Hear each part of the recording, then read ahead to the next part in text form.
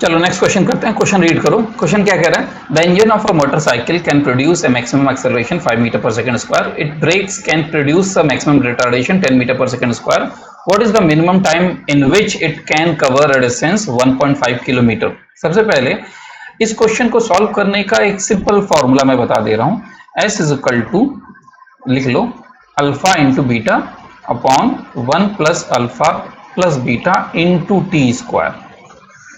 ठीक है, इसमें S क्या है? टोटल डिस्प्लेसमेंट, जो कि क्वेश्चन में कहा है 1.5 किलोमीटर। S का है अल्फा और बीटा क्या है? अल्फा मान लो मैक्सिमम जो एक्सेलरेशन हो रहा है बॉडी में, उसको अल्फा कंसिडर कर लो। बीटा रिटार्डेशन को कंसिडर कर लो, इसको बीटा कंसिडर कर लो, इसको अल्फा आपने कंसिडर कर लिया। टी पूरी जर्नी का टाइम है। ठीक है, पूरी जर्नी का टाइम टी है। जैसे मान लो ये एक कार है, ठीक है, वो रेस्ट से चलना शुरू कर रही है, ए से चलना शुरू कर रही है। इस ए पॉइंट पे वेलोसिटी इसकी 0 है और उसमें एक्सेलरेशन हुआ, बी पॉइंट तक एक्सेलरेशन हुआ, बी पॉइंट तक एक्सेलरेशन हुआ। ठीक है, उसकी वेलोसिटी बी पॉइंट पे हो गई v। अब यहाँ ड्राइवर ने ब्रेक मार दिया, बी पॉइंट से ब्रेक मारा। ब्रेक मारेंगे तो ऑब्वियस बात है एक रिटार्डिंग फोर्स लगेगा अपोजिट डायरेक्शन में मोशन के। यहाँ पर अभी भी ऑब्जेक्ट में वेलोसिटी बी पॉइंट पे v है, ध्यान रखना, ब्रेक यहीं मारा है। अब ये ऑब्जेक्ट की स्पीड कम होती जाएगी, कम होते होते होते ब्रेक की वजह से वो फाइनली सी पॉइंट पे उसकी वेलोसिटी हो गई 0। ठीक है, ध्यान रखना, ए से बी तक एक्सेलरेशन हुआ है अल्फा, बी से सी तक रिटार्डेशन है बीटा, पॉइंट याद रखना। ठीक है, और ए से सी तक का टाइम है टी। ए से सी तक का टाइम, ये जो टी मैंने यहां फॉर्मूले में लिखा है ना, वो है। और ए से सी तक का डिस्टेंस है वो सी, सॉरी एस मैंने लिखा है एस। अब इस फॉर्मूले में आप वैल्यू पुट करके क्वेश्चन को सॉल्व कर सकते हो। पहले मैं क्वेश्चन को सॉल्व कर दे रहा हूं, उसके बाद उसको डिटेल में डिस्कस करते हैं। ठीक है, देखो एस क्या है? एस है 1.5 किलोमीटर, इसको 1500 लिख लेते हैं। अल्फा की वैल्यू क्या दिया हुआ है? 5, बीटा की वैल्यू 10 डिवाइडेड बाई 2 ब्रैकेट में 5 प्लस 10 इंटू टी का स्क्वायर, टी निकालना है। अब आप इसको सॉल्व कर लो थोड़ा सा, 0 से ये 0 कटेगा, 5 से ये 30 आएगा ना, 30, और 2 उधर जाएगा तो ये 60 हो जाएगा, और ये 15 है तो 15 भी मल्टीप्लाई कर देते हैं T square. T is equal to कितना हो जाएगा? आई थिंक 30 90 900 आ जाएगा। टी इज इक्वल टू 30 आएगा, 30 सेकेंड। आंसर क्या है? 30 सेकेंड। अब बात करते हैं क्वेश्चन को सॉल्व कैसे करते हैं। देखो ये तो मैंने फॉर्मूला सीधे बता दिया ना कि ये फॉर्मूला यूज होता है, कर लो फॉर्मूला यूज। अब इसको ये सैंपल प्रॉब्लम की तरह ट्रीट करो इसको। ठीक है, इसको आराम से समझते हैं, इसका सोल्यूशन है क्या एग्जैक्टली। इस तरह के क्वेश्चन अक्सर पूछे जाते हैं, तो आप फॉर्मूला से सीधे भी आप क्वेश्चन को सॉल्व कर सकते हो, लेकिन अगर आपको क्वेश्चन को समझना है तो सबसे पहले ग्राफ बनाओ, वेलोसिटी टाइम ग्राफ।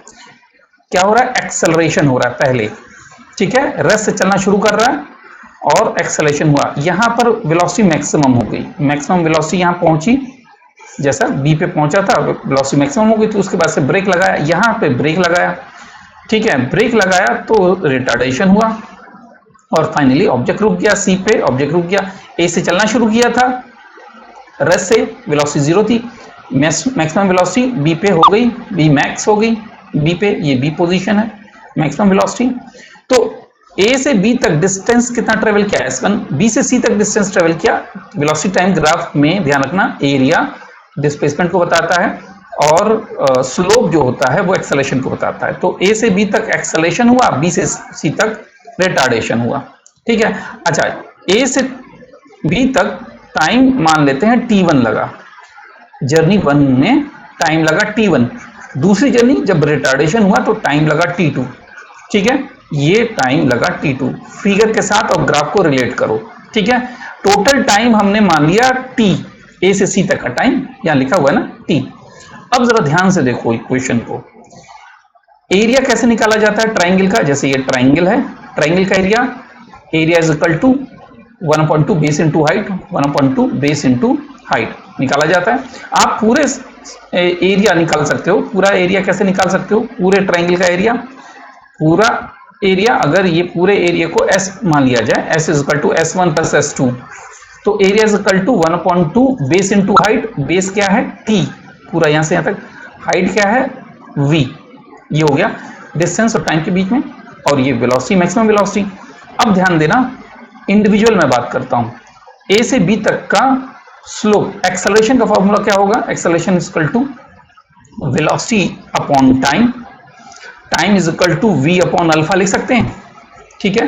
अब रिटार्डेशन की बात करो, beta is equal to v upon t2 लिख सकते हो, क्योंकि वेलोसिटी टाइम ग्राफ में स्लोप क्या होता है, एक्सेलरेशन होता है, beta is equal to v upon t2, सही लिख रहे हैं। तो t2 इज इक्वल टू क्या लिखते हो, v अपॉन बीटा। सो t1 की वैल्यू पता है, t2 की वैल्यू पता है, ध्यान से सुनना, t1 की वैल्यू पता है, t2 की वैल्यू पता है। t को आप t1 प्लस t2 लिख सकते हो ना, ठीक है। मैं इसको ऐसे लिख देता हूं, 1/2 t1 plus t2 into v। अब t1 और t2 की जगह ये वैल्यू पुट कर दो, मैं यहां लिख देता हूं, यहां स्पेस है, s इज इक्वल टू, ठीक से लिख दूं, s is equal to v upon 2 पहले लिख देते हैं, और t1 प्लस t2। अब t1 प्लस t2 की वैल्यू, t1 बाई t2 की वैल्यू, t1 की वैल्यू कितनी है, v upon alpha plus v upon beta, सही है। s इज इक्वल टू, ये v है, v कॉमन ले लेंगे तो v स्क्वायर हो जाएगा बाहर, v square upon 2, 1 upon alpha plus 1 upon beta होगा। तो क्या कर लो, एलसीएम ले लेते हैं, तो alpha plus beta upon alpha beta होगा। अब ध्यान से सुनना, यहां पर हमने s is equal to 1/t into v निकाला है, यहां पर v की वैल्यू अगर ये रख दी जाए, यहां से v इज इक्वल टू क्या रख दिया जाए, 2s अपॉन t रख दिया जाए, 2s अपॉन t रख दिया जाए, यहां पर रख दें, 2s अपॉन t का होल स्क्वायर होगा, और नीचे 2 भी है, तो 1 alpha plus beta upon 2 alpha beta. अब ध्यान से देखो, स्क्वायर करेंगे तो ये s सामने नहीं आ रहा है, चलो एक स्टेप और ले देते हैं, 4s square upon t square into alpha plus beta upon 2 alpha beta होगा। एक s से एक s कटा, अच्छा यहाँ 2 है तो ये 2 भी कटा, करेक्ट है। क्या हो जाएगा, अब जरा देखो, मैं यहाँ लिख दे रहा हूँ, ये हो जाएगा 1 is equal to 2s square upon 2s upon t square bracket में alpha plus beta upon alpha beta, cross multiply कर दो इसको, तो s इज इक्वल टू क्या हो जाएगा, ध्यान से देखो, alpha beta into T square divided by 2 alpha plus beta, ये होगा। देखो यही फॉर्मूला था ना, इसी फॉर्मूले को हमने यहाँ पर डेराइव कर लिया है। मैंने यहाँ पर पहले सॉल्यूशन बता दिया कि अगर आपको ये मेथड याद ना करना हो, समझना ना हो, और आपको सिर्फ सॉल्यूशन से मतलब है, तो आप ये फॉर्मूला याद कर लो कि जब ऑब्जेक्ट रेस्ट से चलना शुरू कर रहा है और शुरू में एक्सेलरेट कर रहा है कुछ टाइम तक, उसके बाद से ब्रेक लगाया यानी रिटार्डेशन हुआ और फाइनली ऑब्जेक्ट रुक गया, रेस्ट पे आ गया, तो इस सिचुएशन में आप सीधे ये फॉर्मूला अप्लाई करके क्वेश्चन को सॉल्व कर सकते हो।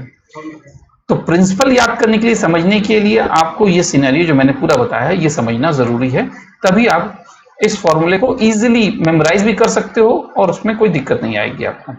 चलो नेक्स्ट क्वेश्चन करते हैं।